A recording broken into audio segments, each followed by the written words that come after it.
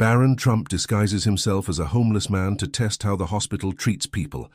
But when they find out who he is, you won't believe what happened. Barron Trump stood before the mirror, barely recognizing himself. The multimillionaire had traded his tailored suits for tattered clothes, his neatly trimmed beard for an unkempt mess. Dirt smudged his face, and his usually impeccable hair was hidden beneath a worn beanie.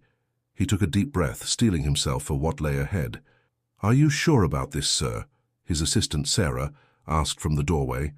Barron nodded, his eyes never leaving his reflection. "Absolutely. It's time I saw the reality of our healthcare system firsthand." Sarah frowned. "But going undercover as a homeless man, it's risky, Mr. Trump." "That's precisely why I need to do it," Barron replied, turning to face her. "How can I truly understand the challenges people face if I don't experience them myself?" His mind drifted to the conversation that had sparked this idea, a heated debate at a charity gala about the state of healthcare in America. While his peers argued statistics and policies, Barron realized he had no real grasp of the situation on the ground. That night he'd made a decision. He would see for himself how the other half lived. "Remember," he instructed Sarah, "no matter what happens, you're not to intervene. I need to experience this authentically." Sarah nodded reluctantly. "Understood, sir. But please be careful." Barron offered a reassuring smile. "I will be. And who knows? Maybe this little experiment will change more than just my perspective." With one last glance in the mirror, Barron grabbed a battered backpack and headed out into the crisp morning air. His destination, Mercy General, one of the most prestigious hospitals in the city. As he walked, he couldn't shake the feeling that he was about to embark on something far more significant than he'd initially planned. Little did he know, the next 48 hours would not only change his life, but would set in motion a series of events that would send shockwaves through the entire healthcare industry. The automatic doors of Mercy General's emergency room slid open with a soft hiss, revealing a bustling world of organized chaos. Barron stepped inside, immediately assaulted by the sharp scent of disinfectant and the cacophony of beeping machines, rushed conversations and occasional cries of pain. He approached the admissions desk, where a harried-looking nurse barely glanced up from her computer. "Name?" she asked brusquely. "John," Barron replied, using the alias he'd chosen for this venture. "John Smith." The nurse's eyes flicked up, taking in his disheveled appearance. Her lips tightened almost imperceptibly. "Insurance?" Barron shook his head. "No insurance." A flash of annoyance crossed the nurse's face. She pushed a clipboard across the desk. "Fill this out. Take a seat. We'll call you when we can." As Barron turned away, clipboard in hand, he caught sight of a well-dressed man striding confidently to the desk. The same nurse's demeanor changed instantly, her tone becoming warm and solicitous. "Good morning, Mr. Carrington. I'll page Dr. Stevens right away." Barron found a seat in the crowded waiting area, surrounded by a diverse array of people, all united by their need for care. An elderly woman coughed weakly into a handkerchief, while a young mother tried to soothe a feverish toddler. A man in a business suit, likely on his lunch break, held an ice pack to a swollen wrist. As the hours ticked by, Barron watched the ebb and flow of the emergency room. He noticed patterns emerging, how quickly certain patients were whisked away for treatment, while others, often those who looked less affluent, seemed to wait endlessly. A commotion near the entrance drew his attention. A young man stumbled in, clutching his side, his shirt stained with blood. "Please," he gasped, "I've been stabbed." The reaction was immediate. Nurses rushed forward, a gurney appeared, and within moments the man was being wheeled away for treatment. Barron couldn't help but feel relieved at the swift response to a clear emergency. Yet, as he glanced around the waiting room, he saw the weariness and frustration etched on many faces. Some had been there even longer than he had, their conditions perhaps less visibly urgent, but no less deserving of care. A child's cry pierced the air, and Barron turned to see the young mother from earlier, now looking panicked as her toddler's fever seemed to spike. She approached the desk, pleading for someone to see her child. The nurse, different from the one who had admitted Barron, looked sympathetic but firm. "I'm sorry, ma'am, but we have to prioritize based on severity. Please take a seat, and we'll get to you as soon as we can." As the dejected mother returned to her seat, Barron felt a mixture of emotions churning within him. compassion for those suffering around him, frustration at the seeming inequities in care, and a growing determination to understand the full scope of what he was witnessing. He settled back in his uncomfortable plastic chair, realizing that his experience was only beginning. The true test, he knew, would come when he finally received care himself. As he waited, Barron couldn't shake the feeling that what he learned in this hospital would change the course of his life, and potentially the lives of countless others. As the hours crawled by, Barron felt the gnawing pain in his stomach intensify. He'd chosen to present with severe abdominal pain, a symptom serious enough to warrant attention, but vague enough to require thorough examination. Now, as he shifted uncomfortably in his seat, he found himself living the role more authentically than he'd anticipated. The waiting room had become a microcosm of society, with its own unspoken hierarchies and rules. Barron observed the subtle ways in which staff interacted differently with various patients. A sharply dressed businessman who arrived complaining of chest pains was immediately ushered in for tests. Meanwhile, an elderly woman with a hacking cough continued to wait, occasionally shooting pleading glances at the nurses' station. Barron's gaze was drawn to a young woman seated across from him. She couldn't have been more than 20, and her eyes were red-rimmed from crying. Every few minutes she would wince and clutch her lower abdomen. Barron watched as she approached the desk multiple times, each time being told to wait her turn. Unable to stay silent any longer, Barron stood and made his way to her side. "Are you all right?" he asked gently. The young woman looked up, surprise flickering across her face at being addressed. I don't know," she admitted. "I think it might be my appendix, but they keep telling me to wait." Barron frowned. "How long have you been here?" "Almost 6 hours," she replied, her voice quavering. "I can't afford to miss another shift at work, but the pain keeps getting worse." As if on cue, another spasm of pain crossed her features. Barron made a decision. He approached the nurses' station, ignoring the looks of disdain his appearance elicited. "Excuse me," he began, keeping his voice level, "but the young woman over there has been waiting for hours. She thinks it might be appendicitis. Shouldn't someone examine her?" The nurse behind the desk barely glanced up. "Sir, we're doing our best to see everyone in order of urgency. Please return to your seat." Barron felt a flash of anger. "And how do you determine urgency without examining patients? She's been in pain for hours." This time the nurse met his gaze, irritation clear in her eyes. "Sir, if you don't return to your seat, I'll have to call security." Frustrated but knowing he couldn't blow his cover, Barron retreated. He returned to the young woman's side. "I'm sorry," he said softly. "I tried." She offered a weak smile. "Thank you. That's more than anyone else has done." They fell into conversation, the young woman, whose name was Emily, sharing her story. She was a student, working 2 jobs to pay for college and support her younger siblings. She had no health insurance, and the thought of a hefty hospital bill terrified her almost as much as her mysterious ailment. As Emily spoke, Barron felt a growing sense of purpose. He'd come here to observe, to understand, but faced with the real human cost of a broken system, he knew observation wouldn't be enough. Something had to change. Their conversation was interrupted by a commotion at the entrance. A group of people in expensive suits swept in, led by a distinguished-looking man with silver hair. Barron recognized him immediately, Dr. Richard Holloway, the hospital's chief of medicine. He'd seen Holloway at charity events, always courting wealthy donors. Holloway and his entourage moved through the waiting room, barely glancing at the patients. Barron overheard snippets of their conversation, talk of a new wing, state-of-the-art equipment, exclusive patient suites. The contrast between their world and the reality of the waiting room was stark and jarring. As the group disappeared down a hallway, Barron turned back to Emily, only to find her doubled over in pain, tears streaming down her face. Without hesitation, he stood and strode to the nurses' station, his voice rising above the din of the waiting room. "This woman needs help now," he demanded, no longer caring about maintaining his cover. "If you won't examine her, I'll carry her to the nearest doctor myself." His outburst drew stares, and for a moment, the bustling ER seemed to freeze. Then, almost reluctantly, a nurse emerged from behind the desk.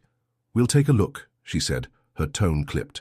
As Emily was finally led away for examination, Barron sank back into his chair, a mixture of relief and anger churning within him. He'd come here seeking understanding, But what he'd found was a system in desperate need of change. And as he continued to wait for his own turn, a plan began to form in his mind, a plan that would shake Mercy General to its very foundations. When Barron's name was finally called, nearly 10 hours after his arrival, he was led not to an examination room, but to a curtained-off area in a crowded hallway. The space was barely large enough for the gurney he was instructed to lie on, with medical equipment precariously balanced on rolling carts around him. A young doctor, his white coat wrinkled and dark circles under his eyes, appeared at the foot of the gurney. He glanced at the chart in his hands, not meeting Barron's gaze. "Mr. Smith, what seems to be the problem?" Barron described his symptoms, the abdominal pain, nausea, and fatigue he'd been feigning. As he spoke, he noticed the doctor's eyes continually drifting to the next curtained area, where raised voices indicated a more dramatic situation unfolding. "All right," the doctor said, his attention clearly divided. "We'll run some basic tests. A nurse will be by to draw blood."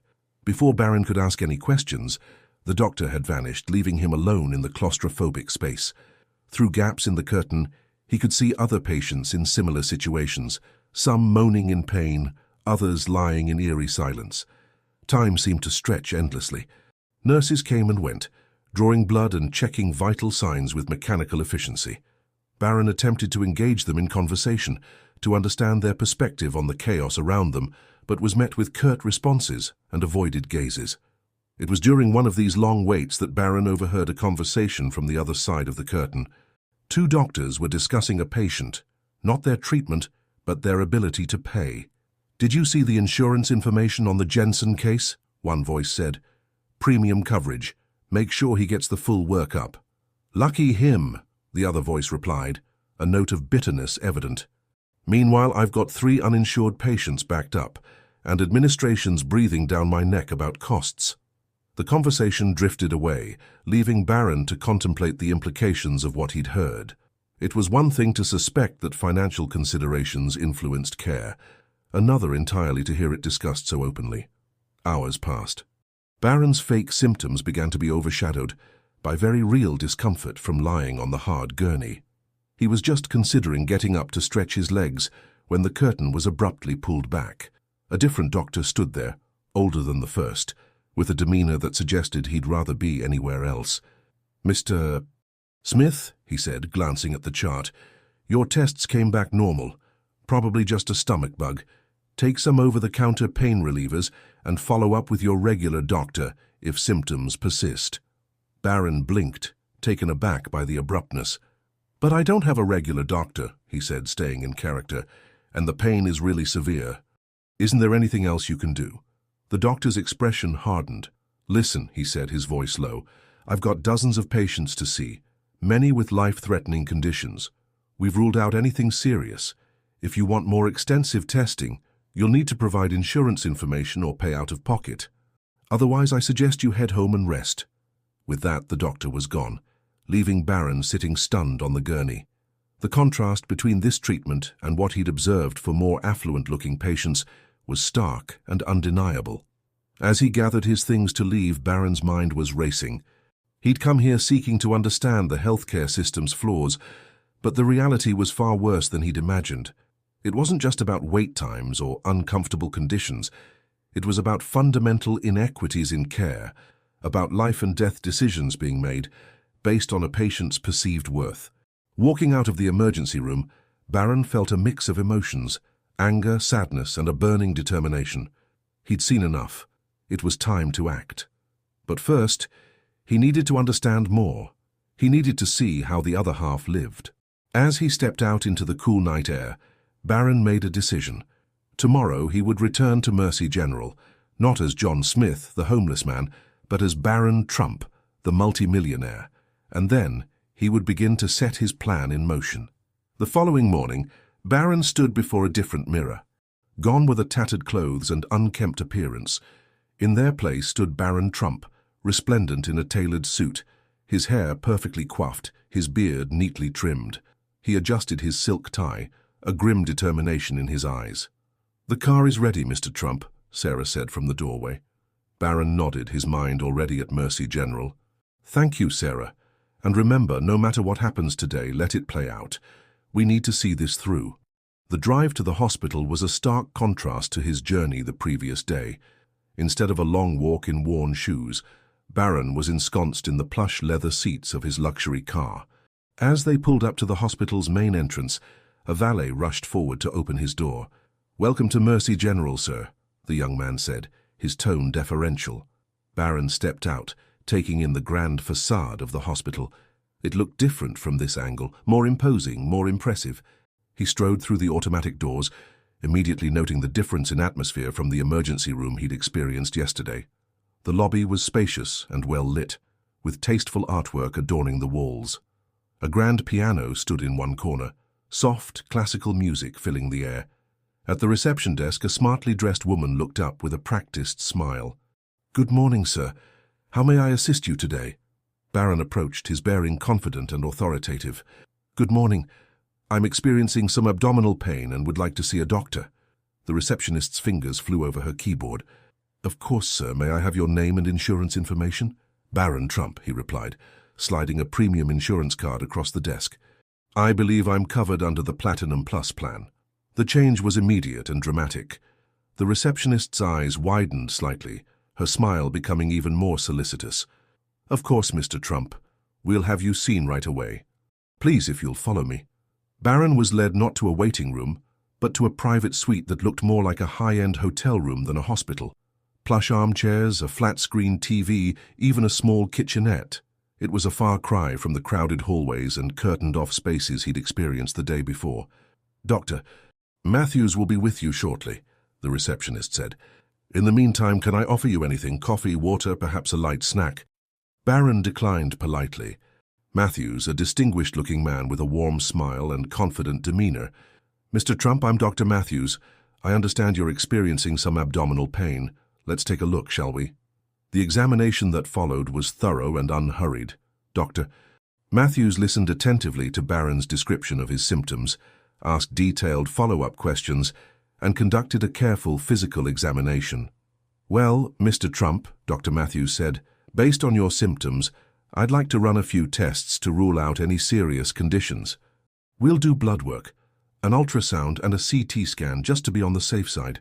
We should have results for you within a couple of hours." Barron nodded, noting how different this approach was from his experience the previous day. "Thank you, Doctor. I appreciate your thoroughness." As he was escorted from test to test, Barron couldn't help but notice the difference in how he was treated. Staff members were unfailingly polite, tests were conducted promptly, and at every turn, his comfort seemed to be a priority. While waiting for his test results, Barron overheard a conversation between two nurses outside his room. "Did you hear? Barron Trump is here." "The Barron Trump? The billionaire? No way. What's he doing here?" "Who knows, but Dr. Matthews is personally overseeing his care. You know what that means. VIP treatment all the way." Their voices faded as they moved down the hallway, leaving Barron to contemplate the implications of what he'd heard. It wasn't just that he was receiving better care. His very presence in the hospital seemed to be causing a stir. When Dr. Matthews returned with the test results, his manner was reassuring. "Good news, Mr. Trump.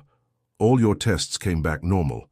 So it seems you may be dealing with a case of gastritis, inflammation of the stomach lining. I'm going to prescribe some medication to help with the symptoms, and I'd like you to follow up with me in a week." As Dr. Matthews wrote out the prescription, he added casually, "You know, Mr. Trump, we're always looking for philanthropic partners here at Mercy General. If you're ever interested in discussing potential opportunities, I'd be happy to arrange a meeting with our development team." Barron managed a non-committal response, his mind racing with the implications of this thinly veiled solicitation. As he prepared to leave, he was struck by a thought. "Dr. Matthews," he said, "I couldn't help but notice how efficient and thorough my care has been today.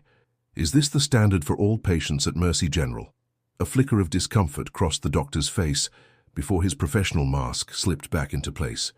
"We strive to provide the best care possible to all our patients, Mr. Trump. So, of course, with our premium care packages, we're able to offer certain additional comforts." Barron nodded, keeping his expression neutral despite the anger simmering beneath the surface. "I see. Thank you for your time, Doctor." As he walked out of the hospital, Barron's resolve solidified.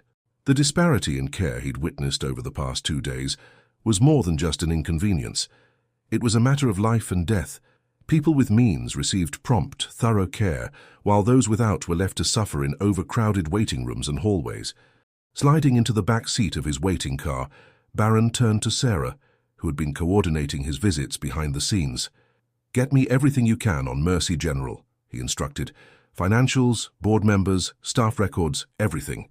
It's time we made some changes around here." Sarah nodded, already tapping on her tablet. "What exactly do you have in mind, sir?" Barron's eyes gleamed with determination. "We're going to buy this hospital, Sarah, and then we're going to turn it upside down."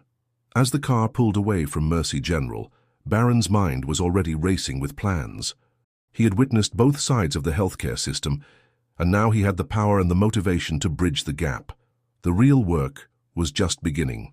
In the days that followed his hospital visits, Barron threw himself into researching Mercy General with a fervor that surprised even his closest associates. His spacious home office became a war room, walls covered with charts, financial reports, and profiles of key hospital personnel. Sarah, ever efficient, had compiled a comprehensive dossier on the hospital's operations. As Barron pored over the documents, a clear picture began to emerge. One of a hospital that had lost its way, prioritizing profit over patient care. "It's worse than we thought," Barron murmured, running a hand through his hair as he studied a particularly damning financial report. "They've been systematically cutting costs in departments that primarily serve lower-income patients while funneling resources into premium care units." Sarah nodded grimly. "I've also found some concerning patterns in their hiring and promotion practices. It seems there's a culture of rewarding those who prioritize the bottom line over patient outcomes." Barron's jaw clenched. "We need to change this, Sarah. Not just at Mercy General, but across the entire healthcare system. But to do that, we need to start here, with this hospital." He stood, pacing the room as he outlined his plan. "We'll start by acquiring a controlling interest in the hospital, but we need to do it quietly. If they catch wind of what we're doing, they'll circle the wagons." Over the next few weeks, Barron orchestrated a series of complex financial maneuvers. Shell companies were created, proxies appointed, and stock quietly accumulated. All the while, Mercy General continued to operate as usual, unaware of the seismic shift about to rock its foundations. As Barron worked, he couldn't shake the memories of his experiences at the hospital, the desperation in Emily's eyes as she waited hours for care, the callous dismissal he'd received as John Smith, the obsequious treatment he'd experienced as Barron Trump. These memories fueled him, driving him forward even as the complexity of his task threatened to overwhelm him. It wasn't just about buying the hospital, he realized. It was about fundamentally reshaping its culture, its priorities, its very reason for existence. And to do that, he would need allies on the inside. Through discreet inquiries and careful observation, Barron identified key personnel at Mercy General who seemed to share his vision of equitable, compassionate healthcare. Dr. Yuki Tanaka, a brilliant young surgeon who had been pushing for reforms in the emergency department. Nurse manager Marcus Jones, known for his advocacy for better staffing ratios and improved working conditions. Lisa Chen, a patient care coordinator with a reputation for going above and beyond to help uninsured patients navigate the system. As his plan took shape, Barron reached out to these potential allies, careful not to reveal the full scope of his intentions. He posed as a concerned citizen, a potential donor interested in improving care at Mercy General. Through these conversations, he gained valuable insights into the hospital's inner workings and the challenges faced by those trying to effect change from within. But even as Barron worked to build a coalition for change, he encountered resistance. Anonymous threats were made against those who spoke out. Whistleblowers found themselves reassigned to less desirable shifts or departments. It became clear that the entrenched powers at Mercy General would not give up control without a fight. One evening, as Barron sat in his office reviewing the latest reports, Sarah entered with a grim expression. "Sir, we've hit a snag," she said, handing him a tablet. "It seems someone has gotten wind of our stock purchases. There's been a sudden uptick in buying activity, driving up the price." Barron frowned as he studied the charts. "They're trying to block us out," he mused. "But who? Who would have the resources and the motivation to interfere?" As if in answer to his question, his phone buzzed with an incoming call. The caller ID displayed a name that made Barron's blood run cold. Richard Holloway, Chief of Medicine at Mercy General. For a moment, Barron hesitated, his finger hovering over the screen. This call could change everything. If Holloway had discovered his plans, the entire operation could be in jeopardy. Taking a deep breath, Barron answered the call. "Dr. Holloway," he said, keeping his voice neutral, "to what do I owe the pleasure?" "Mr. Trump," Holloway's smooth voice came through the speaker. "I hope I'm not interrupting anything important. I was hoping we might meet to discuss a rather delicate matter concerning Mercy General, perhaps over dinner tomorrow evening." Barron's mind raced, weighing his options. This meeting could be a trap, an attempt to confront him about his stock purchases, or it could be an opportunity to gain valuable intelligence, to understand the opposition he faced. "Dinner sounds lovely, Dr. Holloway," Barron replied, his tone betraying none of his inner turmoil. "Shall we say 8 p.m. at Le Bernardin?" As he ended the call, Barron turned to Sarah, his expression grave. "It seems our little chess game has entered a new phase," he said. "Get me everything you can on Richard Holloway. Personal history, financial records, known associates. If he wants to play hardball, we need to be prepared." Sarah nodded, already reaching for her tablet. "And if he knows about our plans?" Barron's eyes hardened with determination. "Then we accelerate them. One way or another, change is coming to Mercy General. And Richard Holloway is about to learn that he's playing a game he can't win." As night fell over the city, Barron stood at his office window, gazing out at the twinkling lights. Somewhere out there, people were suffering, waiting for care in overcrowded emergency rooms, making impossible choices between their health and their financial security. He thought of Emily, of the countless others like her he'd encountered during his undercover visit. "Hold on," he whispered to the night. "Help is coming." The pieces were in motion. The stage was set. And tomorrow night, at a quiet table in one of the city's finest restaurants, the future of Mercy General, and perhaps of healthcare itself, would hang in the balance. The soft clink of fine china and the muted conversations of New York's elite filled the air as Barron entered Le Bernardin. He spotted Dr.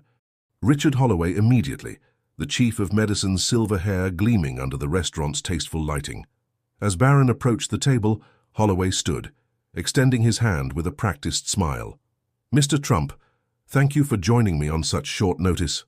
Barron shook the offered hand, noting the firm grip and the calculating look in Holloway's eyes. "The pleasure is mine, Dr. Holloway. I must admit I was intrigued by your invitation."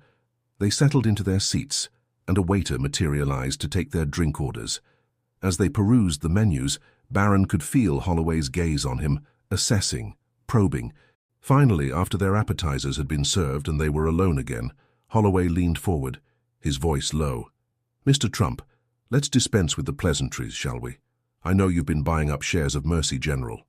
Barron kept his expression neutral, even as his mind raced. "I wasn't aware my investment choices were a matter of public knowledge, Dr. Holloway." Holloway's smile tightened. "When someone starts accumulating a significant portion of a hospital's stock, people take notice, especially people in my position." "And what position is that exactly?" Barron asked, his tone deceptively casual. Holloway's eyes narrowed. "I am the guardian of Mercy General's legacy, Mr. Trump. It's my job to ensure the hospital continues to thrive and serve our community." Barron couldn't suppress a snort of disbelief. "Serve the community? Is that what you call it when uninsured patients wait hours for basic care while the wealthy get VIP treatment?" For a moment, genuine surprise flashed across Holloway's face, quickly replaced by a mask of professional concern. "I assure you, Mr.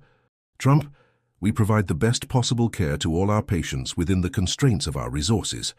And those constraints seem to apply rather selectively, don't they?" Barron pressed, his anger from the past few days bubbling to the surface. Holloway's facade cracked just for a moment, revealing a flicker of, was that guilt? "Oh, you don't understand the pressures we're under," he said, his voice barely above a whisper. "The board, the shareholders, they demand results, profits. We have to make impossible choices every day." Barron leaned back, studying the man before him. For the first time he saw beyond the polished exterior to the weight Holloway seemed to carry. "Tell me about these impossible choices, Dr. Holloway." And to Barron's surprise, Holloway did. Over the next hour, as their meals grew cold, the chief of medicine painted a picture of a hospital caught between its mission to heal and the cruel realities of a profit-driven healthcare system. He spoke of budget cuts, of having to choose which departments to staff adequately, of the constant pressure to prioritize high-paying patients over those who couldn't afford care. "I didn't get into medicine for this," Holloway said, his voice heavy with regret. "I wanted to help people, to save lives. But somewhere along the way it all became about the bottom line." Barron listened, his initial anger giving way to a complex mix of emotions. He saw in Holloway not a villain, but a man trapped in a broken system, making compromises he never thought he'd make.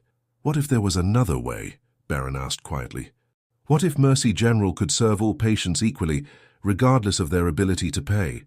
Holloway's laugh was bitter. "A beautiful dream, Mr. Trump, but in this world, dreams don't pay the bills." "They can," Barron said, leaning forward, his eyes intense. "If someone has the resources and the will to make it happen." Holloway's eyes widened as understanding dawned. "You're not just buying shares as an investment, are you? You're planning to take control of the hospital?" Barron nodded slowly. "I am. But I can't do it alone. I need someone on the inside, someone who knows the hospital, who understands its challenges, someone who remembers why they got into medicine in the first place." For a long moment, Holloway was silent, conflict clear on his face. Then, slowly, he nodded. "What you're proposing, it won't be easy. The board will fight you every step of the way. The shareholders will scream bloody murder when their profits dip." "Let me worry about that," Barron said. "What I need to know is, are you with me? Will you help me make Mercy General what it should be?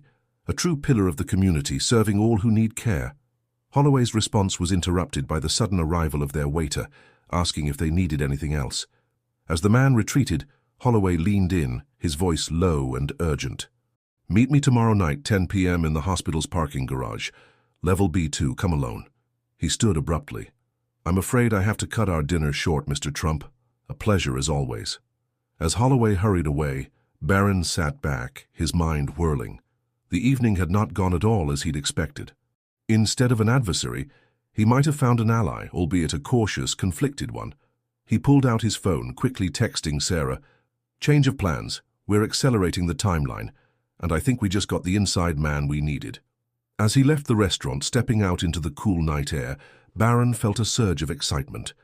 The game had changed. The path forward was uncertain, fraught with danger.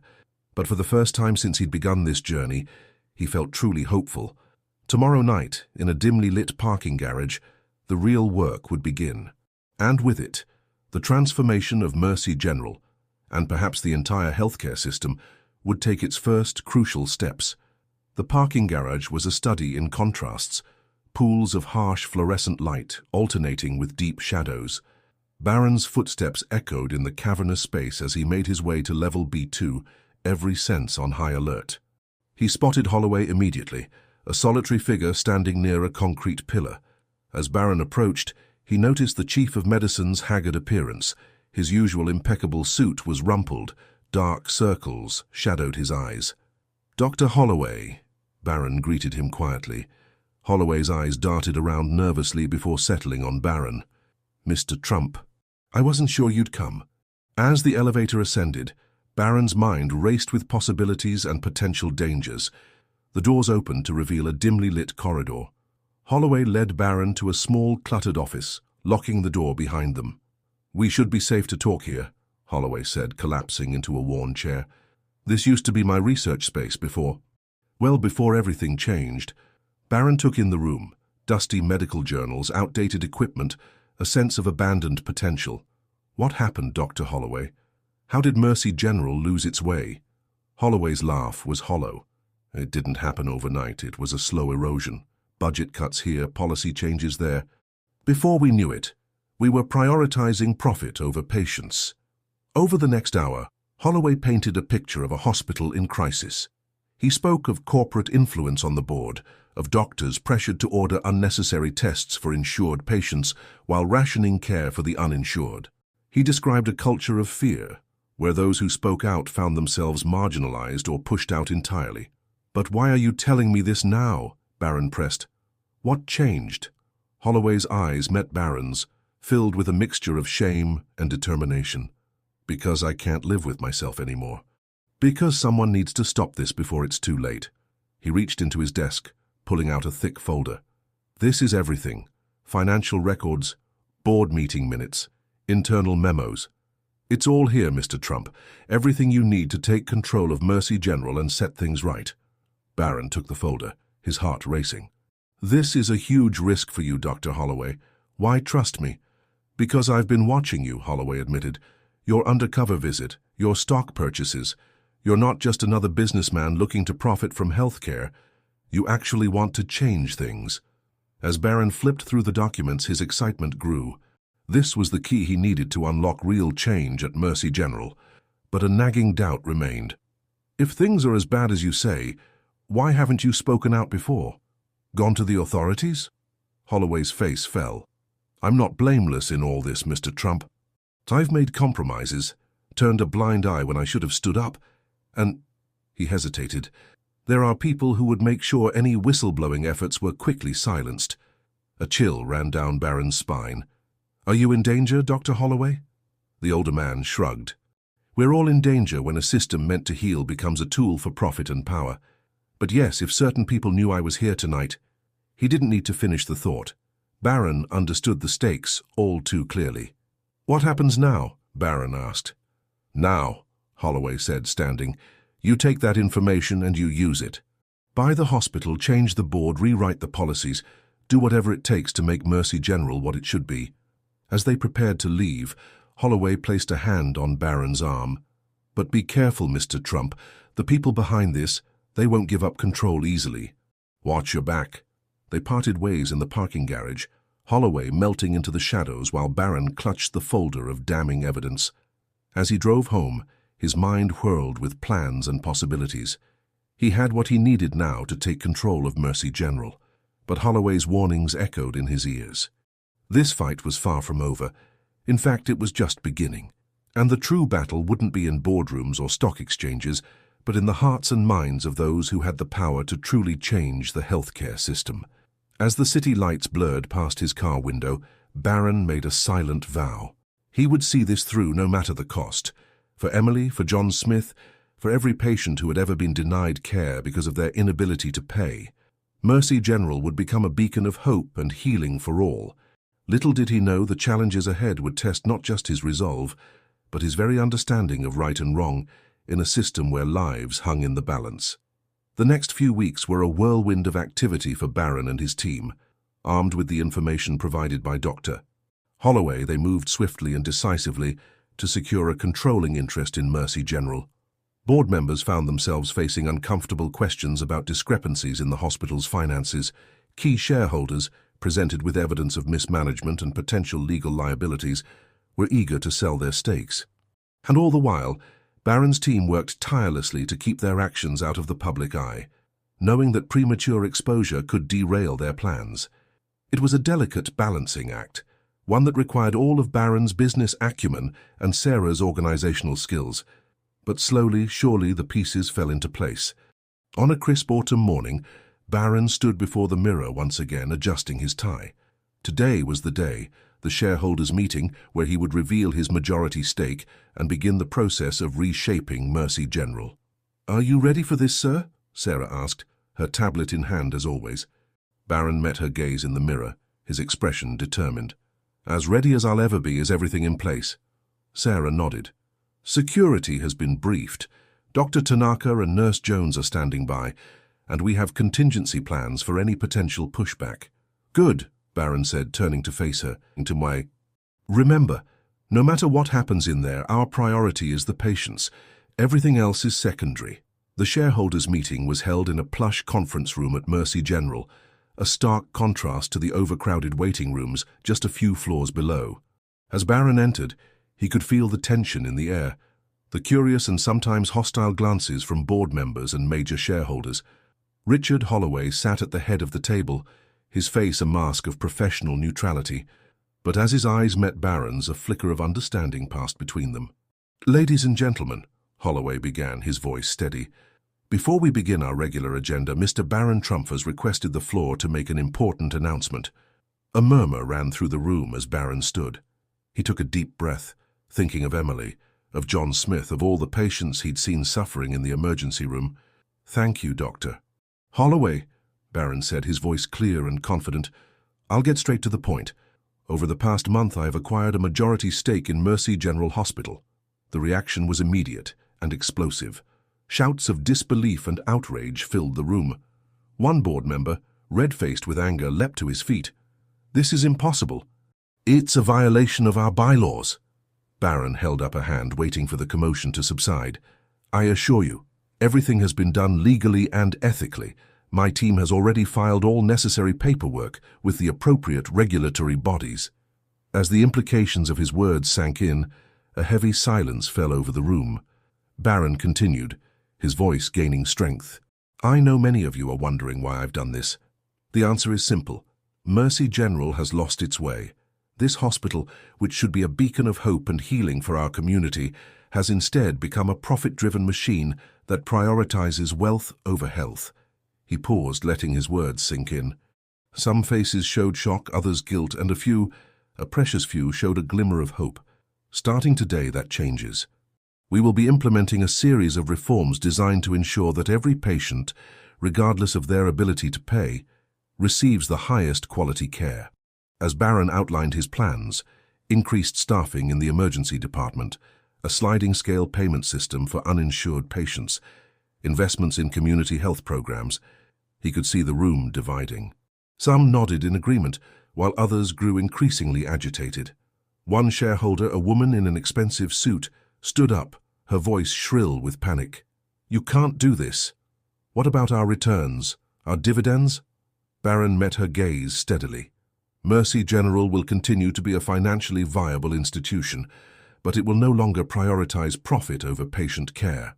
Those of you who are here solely for financial gain may wish to reconsider your investment." The meeting devolved into chaos after that.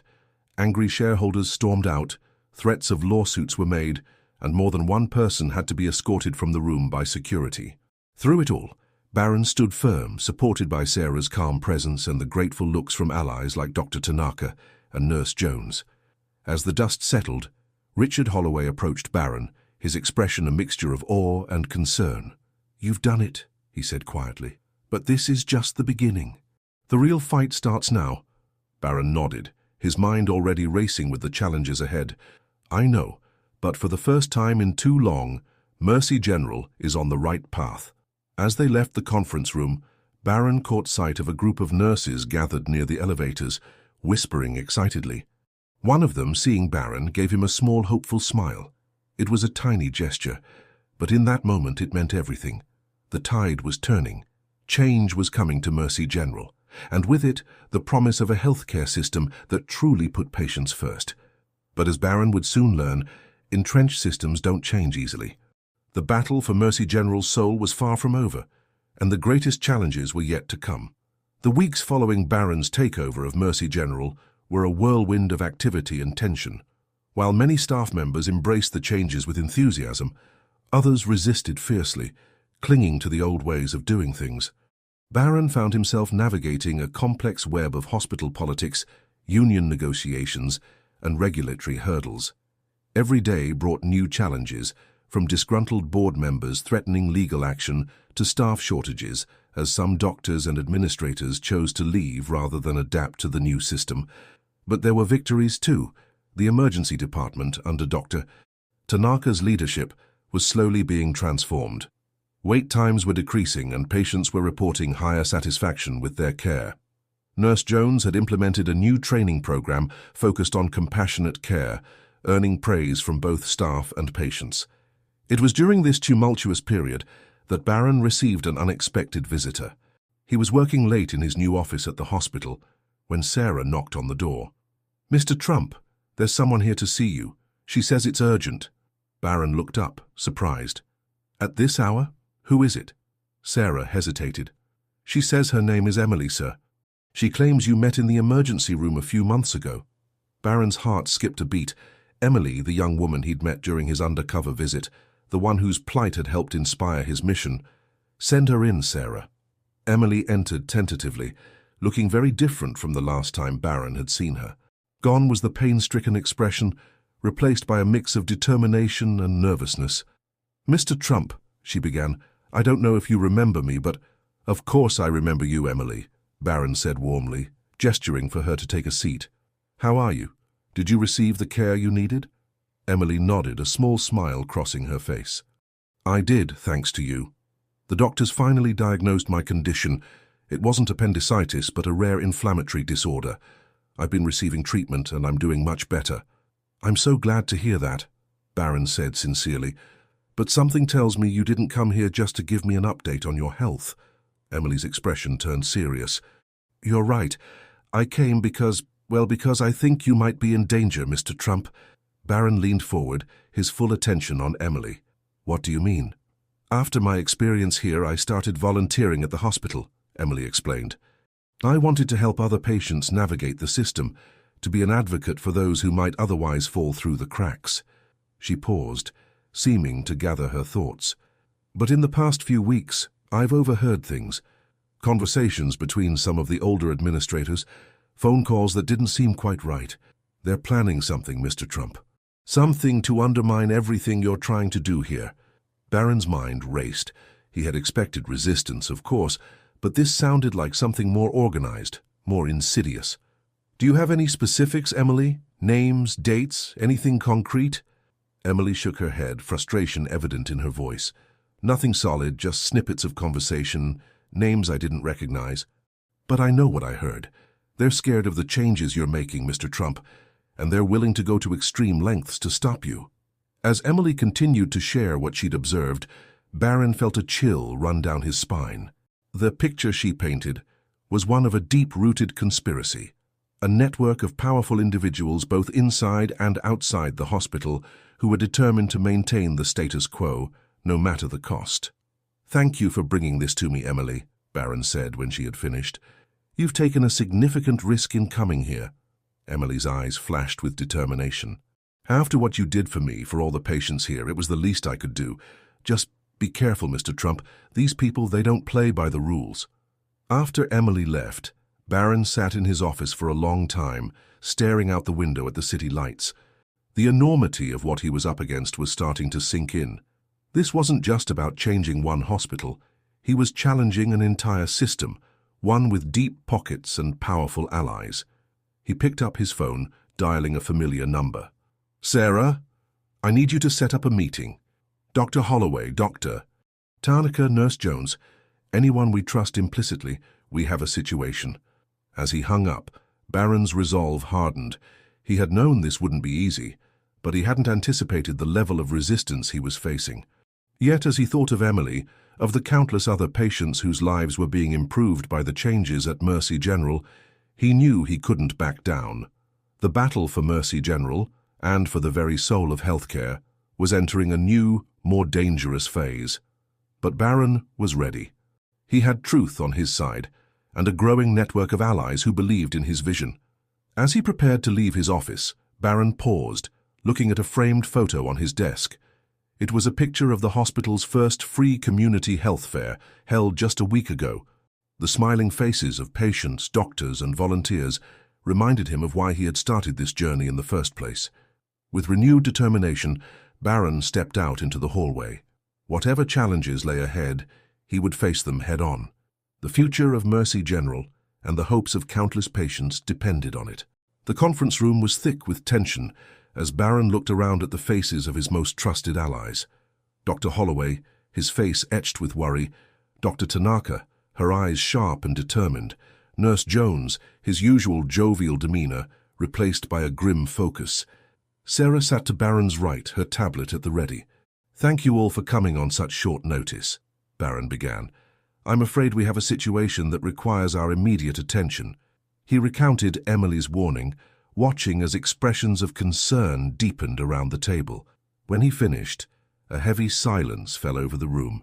Dr. Holloway was the first to speak. "I wish I could say I'm surprised," he said, his voice weary. "But the truth is I've been expecting something like this. The old guard won't give up their power easily." "Do we have any idea who might be behind this?" Dr. Tanaka asked, leaning forward. Barron shook his head. "Nothing concrete. But given the scope of what Emily described, We have to assume it involves people both inside and outside the hospital. Nurse Jones cleared his throat. I may have some information that could help, he said. All eyes turned to him. I've noticed some unusual patterns in our supply chain. Orders that don't quite add up. Discrepancies in inventory. At first I thought it was just growing pains from the new systems, but now it could be a way to siphon off resources, or even compromise patient care, Dr. Tanaka finished, her expression grim. Barron nodded, his mind racing. Okay, here's what we're going to do. Sarah, I want a full audit of our financial and supply records. Dr. Tanaka, work with Nurse Jones to investigate these supply chain irregularities. Dr. Holloway, I need you to discreetly reach out to your contacts on the board and in the medical community. See if you can get any information on who might be orchestrating this. What about security? Dr. Tanaka asked. If these people are as desperate as Emily suggested, we need to be prepared for anything. Barron agreed. I'll bring in a trusted security consultant to review our protocols. In the meantime, we need to be extra vigilant. Report anything suspicious, no matter how small it might seem. As the meeting adjourned, Barron felt a mix of determination and unease. They were fighting an invisible enemy, one with potentially vast resources and influence.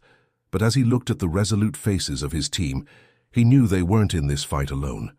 Over the next few weeks, Mercy General became a hotbed of quiet investigation and mounting tension.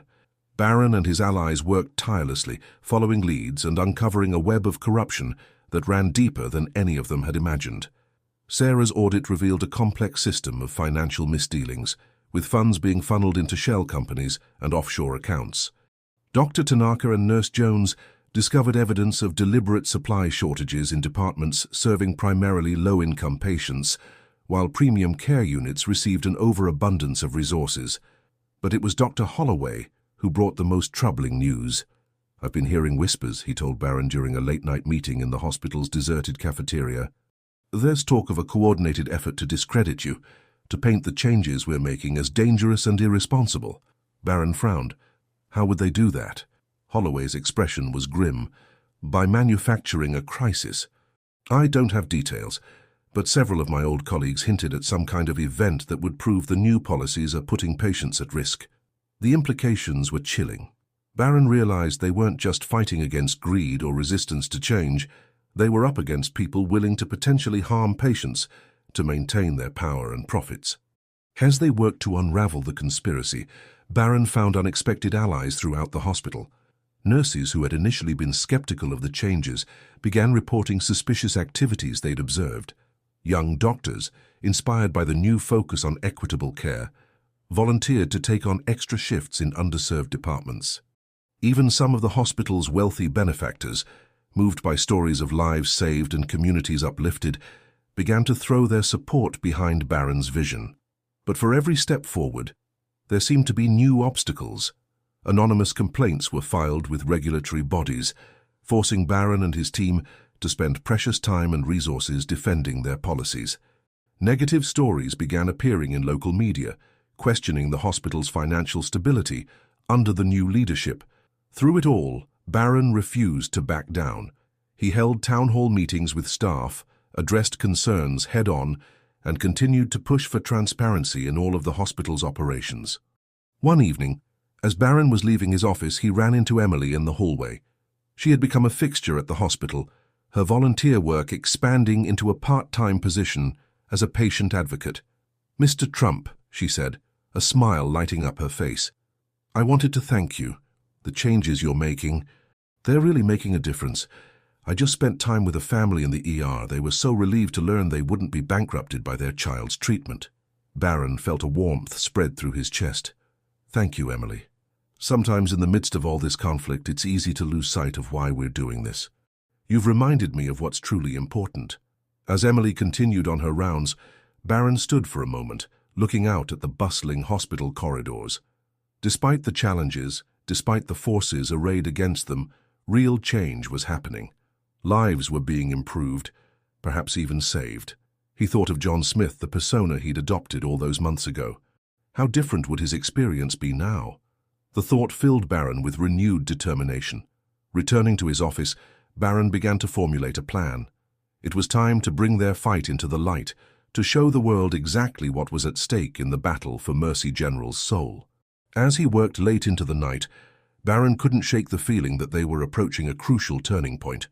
The forces of the old system were gathering for a final push, a last-ditch effort to maintain their grip on power. But Barron and his allies were ready.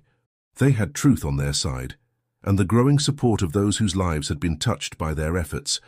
Whatever challenges lay ahead, they would face them together, united in their vision of a healthcare system that truly put patients first. The stage was set for a confrontation that would determine not just the future of Mercy General, but potentially the future of healthcare itself. And Barron was determined to see it through, no matter the cost. The morning dawned grey and overcast, matching the mood that had settled over Mercy General in recent days.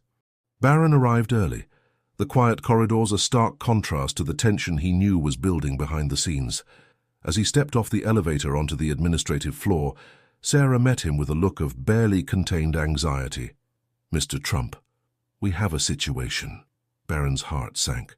"What's happened?" Sarah handed him a tablet. "It's all over the morning news. Someone leaked patient records, specifically cases where there were complications or negative outcomes since we implemented the new policies." Barron scanned the headlines, his jaw clenching. "Fatal error. Mercy General's new policies put patients at risk," screamed one. "Exclusive. Inside the chaos at Mercy General," declared another. "This is it," Barron muttered. "The event Holloway warned us about." As if on cue, his phone buzzed with a message from Dr. Holloway. "Emergency board meeting called for 10 a.m. They're making their move." The next few hours were a whirlwind of activity. Barron and his team worked frantically to gather data, to counter the misleading narratives being spun in the media. Dr. Tanaka compiled statistics showing the overall improvement in patient outcomes since the changes. Nurse Jones organized a group of staff members willing to speak to the press about the positive impact of the new policies. But even as they worked, Barron could feel the tide of public opinion turning against them. The carefully curated selection of cases painted a damning picture, one that ignored the countless lives improved and saved by the reforms. As 10 a.m. approached, Barron gathered his core team for a final strategy session. "This is it," he said, looking each of them in the eye. "Everything we've worked for comes down to this meeting. They'll try to force us out, to roll back everything we've accomplished. We can't let that happen." Dr. Holloway nodded grimly. "They'll have their lawyers, their financial reports showing decreased profits. We need to be prepared for anything." "Then let's give them everything we've got," Barron said, his voice filled with determination. "Not just numbers and statistics, but the real human impact of what we're doing here." As they entered the boardroom, Barron was struck by the palpable hostility in the air. The old guard of the board sat on one side, their faces set in stern disapproval. On the other side, the allies Barron had gathered over the months, doctors, nurses, even a few reformed administrators who had come to believe in the new vision for Mercy General. The board chair, a stern-faced woman named Victoria Hartley, called the meeting to order. "Mr. Trump," she began, her voice cold, "in light of recent events and the clear danger your policies pose to this institution and its patients, we are calling for an immediate vote of no confidence in your leadership." Barron stood, his heart pounding but his voice steady. "Before we proceed with any vote, I believe the board deserves to hear the full truth about what's been happening at Mercy General." For the next hour, Barron and his team presented their case. They showed data on improved patient outcomes, reduced wait times, and increased access to care for underserved communities. Dr. Tanaka spoke passionately about the lives saved in the revamped emergency department. Nurse Jones shared stories of patients who, for the first time, felt truly cared for and respected. But it was Emily, invited to speak as a patient advocate, who truly captured the human impact of the changes. She spoke of her own experience, of the countless patients she'd helped navigate the system, of the hope and dignity restored to those who had been marginalized by the old way of doing things. As Emily finished speaking, a hush fell over the room. Barron could see the conflict on some board members' faces, the doubt creeping into their certainty. Victoria Hartley, however, remained unmoved. "This is all very touching," she said dismissively, "but it doesn't change the fact that your policies have made this hospital a liability, the negative press alone." is based on cherry-picked data and deliberate misinformation, Barron interrupted, his patience finally snapping. And I think it's time we addressed the real issue here. He turned to face the entire board. This isn't about patient safety or hospital liability. This is about power and profit. Some of you have benefited greatly from a system that prioritizes wealth over health. You're afraid of losing that power, of having to adapt to a new way of doing things. Barron's voice rose with passion. But I'm here to tell you that the old way is over. The world is watching, and they're demanding change. We have a choice to make today. Do we want to be on the right side of history, or do we want to cling to a broken system that fails the very people we're meant to serve? As Barron's words hung in the air, the boardroom erupted into chaos. Angry shouts mixed with murmurs of agreement. In the midst of it all, Barron caught Dr. Holloway's eye. The older man gave him a subtle nod of approval. Victoria Hartley banged her gavel, trying to restore order. Enough. We will now proceed with the vote. As the board members cast their votes, Barron held his breath. Everything they had worked for, every life they had touched, hung in the balance. The future of Mercy General, and perhaps of healthcare itself, would be decided in the next few moments. The room fell silent as Victoria Hartley tallied the votes. Barron's heart pounded in his ears as he waited for the result that would determine not just his fate, but the fate of his vision for a more equitable, compassionate healthcare system.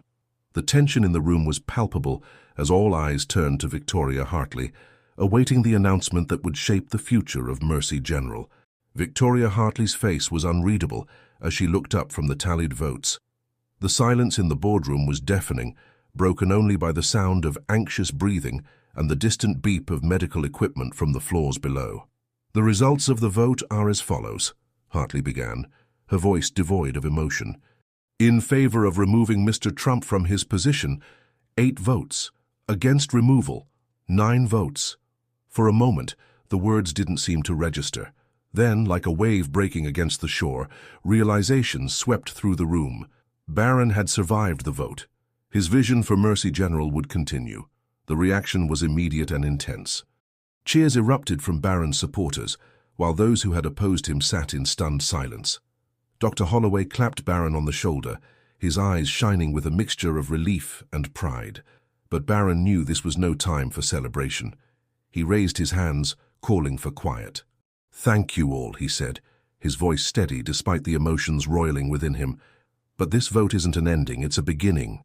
He turned to face those who had voted against him, his expression one of determination rather than triumph. "To those of you who doubted this new direction, I want you to know that I hear your concerns. Change is difficult, and I understand the fear that comes with it, but I'm asking you now to work with us, not against us. Together, we can make Mercy General a model for what healthcare should be." Victoria Hartley, her composure regained, spoke up. "Mr. Trump, while the board has chosen to retain you, the concerns raised today cannot be ignored. How do you propose to address them?" Barron nodded, appreciating the olive branch for what it was. "You're absolutely right. Which is why I'm proposing the formation of an oversight committee, comprised of board members, medical staff, and patient advocates, to review our policies and their outcomes on a regular basis.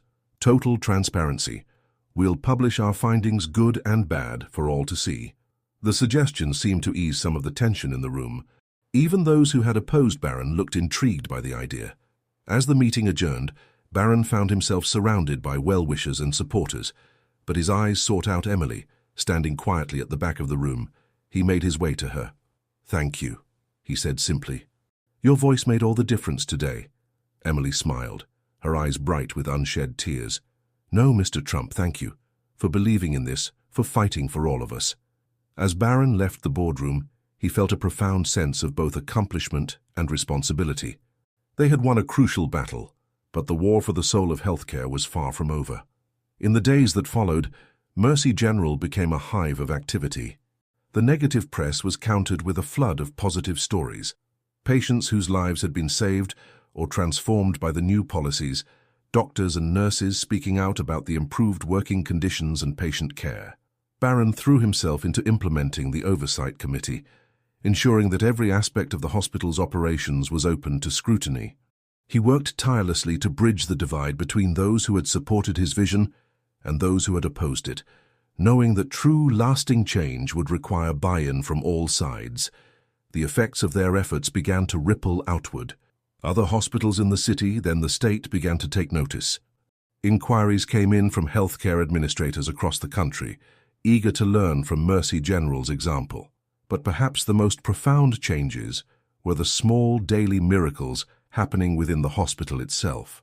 The emergency room, once a place of dread and long waits, became a model of efficiency and compassionate care. The community outreach programs initiated under Barron's leadership began to show results, with rates of preventable diseases dropping in underserved neighborhoods. 1 year to the day after the fateful board meeting, Barron stood in the hospital's auditorium, addressing a gathered crowd of staff, patients, and community members. As he looked out at the sea of faces, faces filled with hope, pride, and determination, he felt a swell of emotion. "A year ago, we stood at a crossroads," he began. "We chose a path that many said was impossible, a path that put patients before profits, compassion before convenience. It hasn't been easy. We've faced obstacles, setbacks, and doubts. But look at what we've accomplished together." He gestured to the screens behind him, displaying statistics and stories of lives changed and saved. This is what healthcare can be, should be, a force for healing, for dignity, for justice. What we've done here at Mercy General is just the beginning. There are still so many battles to fight, so many lives to touch. But standing here today, looking at all of you, I know that anything is possible. As applause filled the auditorium, Barron caught sight of a familiar face in the crowd. John Smith, the persona he had adopted all those months ago, seemed to look back at him, a reminder of where this journey had begun and how far they had come. The road ahead would not be easy. There were still those who opposed their vision, still systemic barriers to overcome. But Barron knew that they had sparked a movement, a reimagining of what healthcare could be.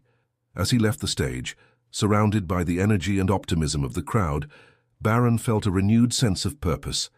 The transformation of Mercy General was not an endpoint, but a beginning, a model and a catalyst for change that could reshape healthcare for generations to come. The work would continue, the challenges would evolve, but the vision remained clear: a world where every person, regardless of their circumstances, could receive the care and dignity they deserved. And Barron, along with the countless allies he had gathered on this journey, was ready to face whatever came next.